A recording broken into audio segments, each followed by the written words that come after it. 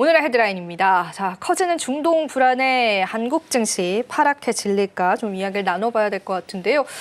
주말 사이에 지정학적인 갈등이 조금 더 확대되는 게 확인이 되더라고요. 저희가 지난주에 소장님이랑 설마 그 해협이 봉쇄가 될까요? 이런 그렇죠. 이야기를 나눴던 게 기억이 나는데 일단 지금 현재 상황도 좀 짚어볼까요? 예, 지난주 금요일만 하더라도 봉쇄 가능성에 대한 그러니까 이제 봉쇄라든지 미국이 공격에 대한 부분들을 제가 차마 예측하지 못했습니다. 근데 이제 트럼프 대통령이 2주의 이제 유예 기간을 뒀음에도 불구하고 바로 공격을 했다라는 측면에 있어서 조금 정세를 하루아플 예측하기 힘든 상황이다라고 말씀드릴 수가 있겠죠. 일단 세 가지 관점에서 확정 가능성을 봐야 되는데요. 일단 트럼프 대통령은 지금 다시 재차 공습은 없을 것이다라고 얘기를 했어요. 그게 조금 전에 속보로 올라왔는데 이제 못 믿겠어요. 네. 이제 못 믿겠다라는 측면에 있어서는 트럼프 대통령이 어떤 얘기를 했든지 간에 못 믿겠다. 또 두 번째는 미국 측에서 발표가 우리가 이제 그 이란의 핵을 제거했다라고 발표한 게 아니라 상당 부분 일단 우리가 제거했다라는 부분들을 썼거든요. 그렇기 때문에 어떻게 보면 추가적으로 공격할 수 있는 빌미가 되는 거죠. 완전히 끝났다와 우리가 그런 거죠. 배가 불러서 도저히 밥을 못 먹겠다와 조금 배가 덜 찼네라는 것은 또 느낌이 다른 거죠. 네. 지금 이제 그런 거죠.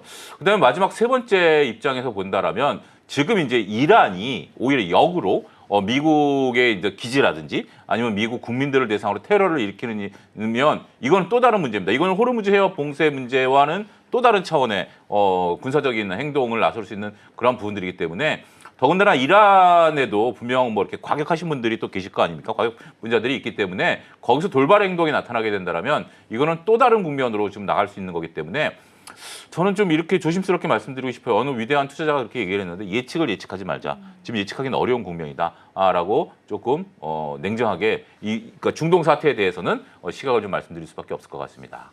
네, 사실 우리가 또 예측할 수 없는 게 지금의 갈등 상황이다라고 보여지고요. 주말 사이 여러 가지 속보들에 여러분들도 많이 놀라셨을 것 같습니다.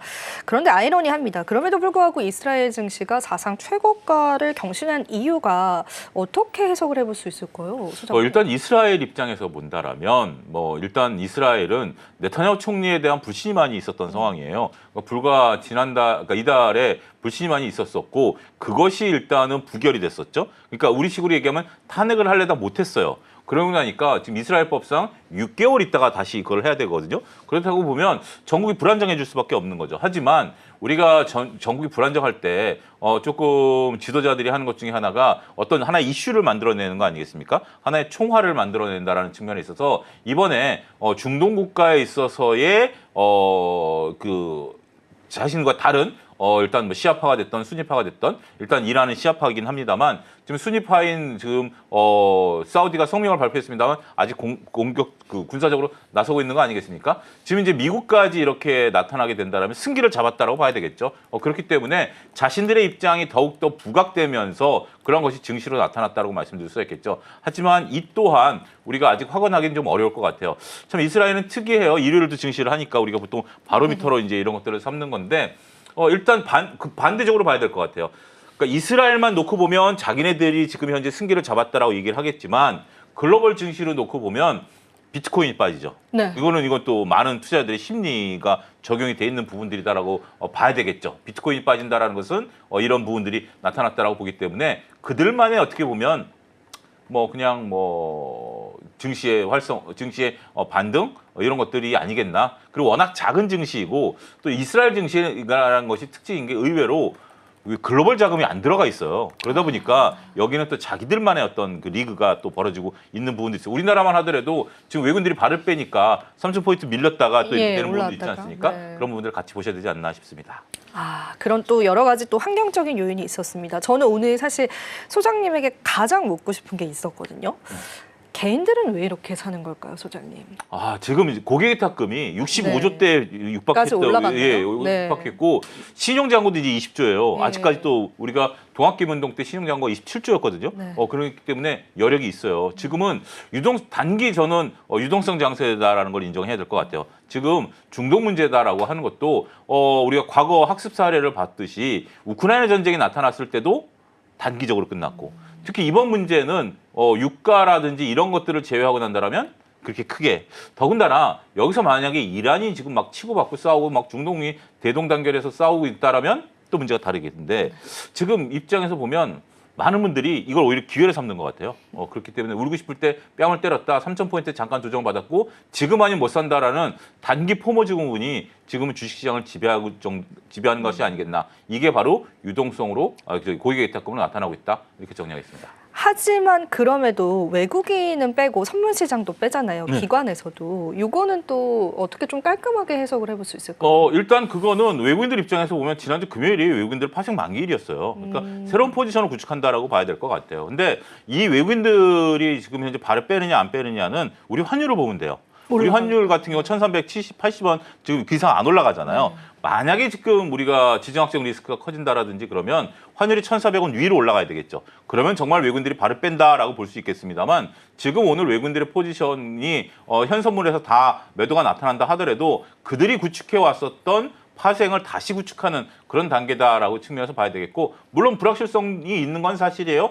트럼프의 관세 정책이라든지 중동 문제가 아직 해결된 것은 아니기 때문에 적극적으로 나서는 건 아니지만 그렇다고 해서 외국인들이 발을 빼는 것은 아니다. 그것은 환율에 달려 있다. 이렇게 정리하겠습니다. 네, 현재 환율이 1,383원을 나타내고 있습니다.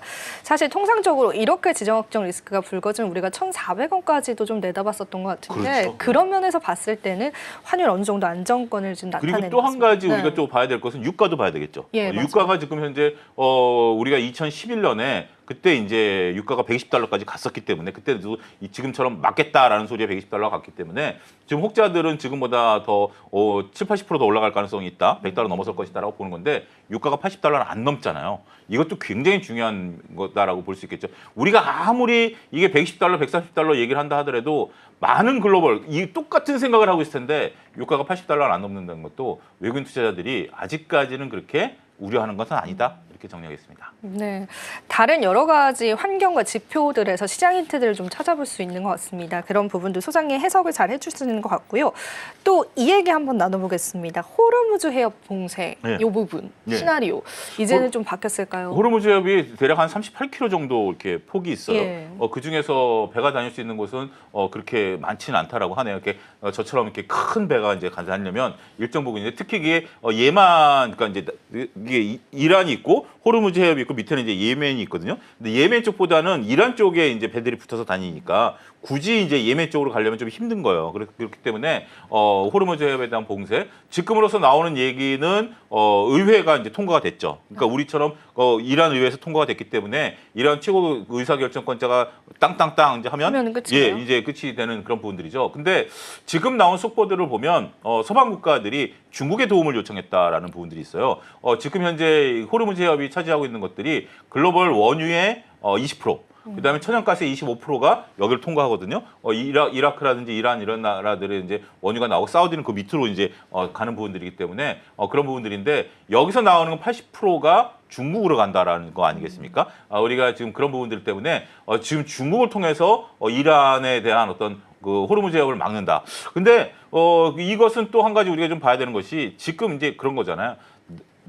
상대방이 나를 때렸어. 근데 강한 놈이 나를 때렸는데 내가 그것을 반격을 딱 했는데 반격한 자체가 강한 사람들 입장에서 보면 더 때릴 수 있는 정당성을 부여한 상황이 되는 거 아니겠습니까? 네. 참 아이러니한 경우인데 지금 만약에 그 앞서도 언급드렸다시피 세 번째 이란이 미국 국민들을 공격하는 거, 호르무즈 해협을 또 막는 거 이거는 다른 서방 국가들이 이란을 공격할 수 있는 빌미를 제공하는 그렇네요. 거기 때문에 네. 이 부분에 대해서는 조금 신중론으로서 좀 봐야 되지 않을까. 어떻게 보면 이란도 가만히 있는 건 있으면 안 되기 때문에 국회에서 이것을 통과했다라는 것은 의당해야 될 일이고 그 대신 최고 의사결정권자한테 넘겼다라는 것도 이것도 하나의 어떤 그 정치적인 이슈가 아니겠나 이렇게 말씀드릴 수 있겠습니다. 네, 어떤 이제 정치적인 퍼포먼스 중에 하나로도 조금 그렇죠. 해석을 해볼 수가 있겠습니다. 최악의 상황까지는 치닫을 가능성이 좀 없는 것 같고요. 더 전쟁 확산에 관한 명분을 제공할 수 있는 일이기 때문에요. 우리가 그래도 조금 보수적으로 보셔도 좋을 것 같습니다. 그러면 제가 마지막으로 이것도 여쭤보고 싶어요. 만약에 개인 투자자분들이 이제 오늘 시장에서의 매수세를 보이는 그런 동향을 봤을 때 소장님 봤을 때는 지금의 증시 하락에서 매수하기 좋은 그런 섹터가 있을까요? 오히려. 저는 오히려 그러니까 이게 좀 표현이 좀 어폐가 있습니다. 네. 전쟁이 나도 네.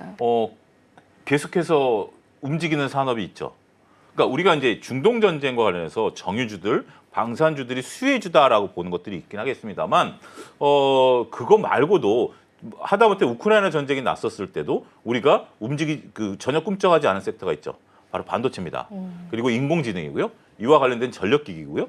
로봇이고요. 이런 것은 전쟁과 그렇게 크게 상관성이 없다라는 거죠. 그러면 우리가 워렌 버핏이라든지 많은 투자자들이 제가 거듭 말씀드리지만 얘기하는 것이 좋은 주식을 사라라고 그들이 얘기하지는 않았어요.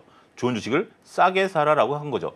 좋은 주식을 싸게 살 기에는 이렇게 외부 변수에 따라서 주가가 흔들릴 때입니다. 그래서 저는 오히려 하이닉스 같은 경우 긍정적이다. 네. 그다음에 네카오 지금 움직이는 것이 인공지능에 관련해서 움직이는 거기 때문에 투자자분들이 굉장히 많이 현명해지셨다.